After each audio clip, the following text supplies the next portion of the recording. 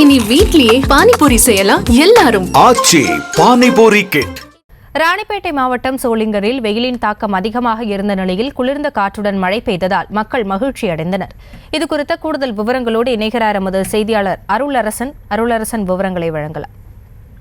வணக்கம் ஆஷினி. சோளிங்கர் அருகே ஒரே நேரத்தில் வெயில் அடிப்பதோடு மழையும் பெய்ய தொடங்கியதால் பொதுமக்கள் இந்த வெப்பத்தின் தாக்கத்தில் அவதிப்பட்டு வந்த நிலையில் இன்று மகிழ்ச்சி அடைந்தனர். ராணிப்பேட்டை மாவட்டம் சோளிங்கர் சுற்றுவட்டார பகுதியில் கடந்த சில நாட்களாகவே வெயிலின் தாக்கம் அதிகமாக காணப்பட்டு வருகிறது. மேலும் இதனால் பொதுமக்கள் ஏராளமான வெயிலின் தாக்கத்தால் தினமும் சிரமப்பட்டு வருகின்றனர். இந்த நிலையில் இன்று காலை குளிர்ந்த காற்று வீசிய தொடங்கியதால் சுமார் சற்று நேரத்தில் மழை பெய்ய தொடங்கியது. அதே நேரத்தில் வெயிலும் அடித்த வண்ணம் இருந்ததால் மழை தொடர்ந்து சுமார் ஒரு மணி நேரத்துக்கு மேல பெய்ய தொடங்கியதன் காரணமாக சோளிங்கர் லட்சுமி நரசிம்மர் கோயில் வளாகம், பஸ் நிலையம், சோளிங்கர் சுற்றுவட்டார பகுதிகளில் மழை தேக்கி நின்று காணப்பட்டதால் மழை காரணமாக பொதுமக்கள் அனைவரும் குடைகளை பிடித்தபடியும் இந்த மழையில் நனைந்து சென்றனர்.